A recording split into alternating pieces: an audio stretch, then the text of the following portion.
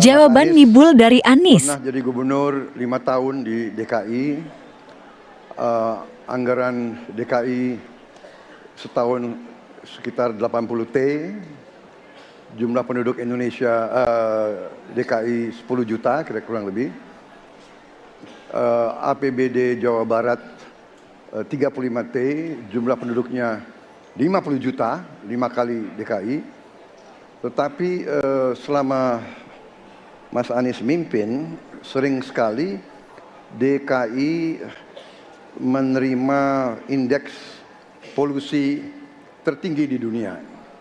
Bagaimana dengan anggaran 80 T, Pak Anies sebagai gubernur tidak dapat berbuat sesuatu yang berarti untuk mengurangi polusi? Terima kasih. Waktunya masih ada, Bapak? Sudah cukup?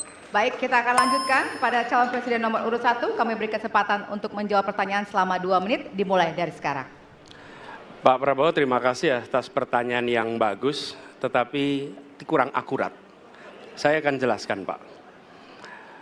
Ketika satu daerah mengatakan di tempat kami tidak ada COVID, di tempat kami COVID banyak, lalu yang tidak ada COVID kami tanya, kenapa tidak ada COVID? Nah, kami nggak punya alat testing, Pak.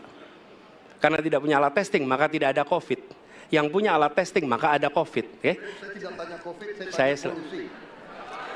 Boleh saya selesaikan dulu? Ya. Jadi, apa yang terjadi? Di Jakarta kami memasang alat pemantau polusi udara. Bila masalah polusi udara itu bersumber dari dalam kota Jakarta, maka hari ini, besok, minggu depan konsisten selalu akan kotor. Tapi apa yang terjadi? Ada hari di mana kita bersih, ada hari di mana kita kotor. Ada masa minggu pagi, Jagakarsa sangat kotor. Apa yang terjadi? Polusi udara tak punya KTP. Angin tak ada KTP-nya. Angin itu bergerak dari sana sini. Ketika polutan yang muncul dari pembangkit listrik, tenaga uap, mengalir ke Jakarta, maka Jakarta punya indikator, karena itu Jakarta mengatakan ada polusi udara. Ketika anginnya bergerak ke arah Lampung, ke arah Sumatera, ke arah Laut Jawa, di sana tidak ada alat monitor, maka tidak muncul.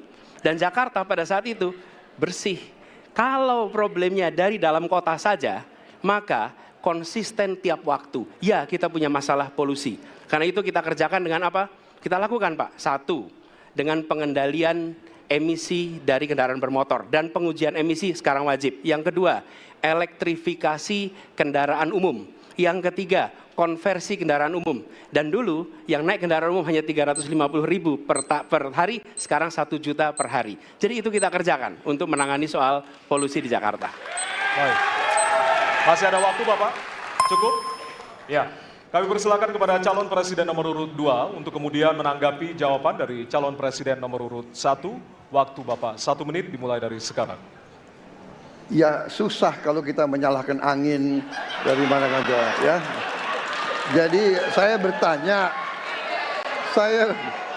bertanya dengan anggaran segitu besar, jumlah penduduk, ya, langkah-langkah yang bisa dilakukan untuk dengan real dalam 5 tahun mengurangi polusi, juga di mana rakyat Jakarta begitu banyak yang mengalami sakit pernafasan.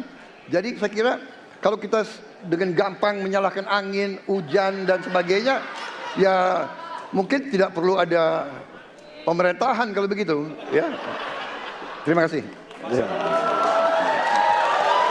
Masih ada waktu? Akan menambahkan? Cukup. Cukup.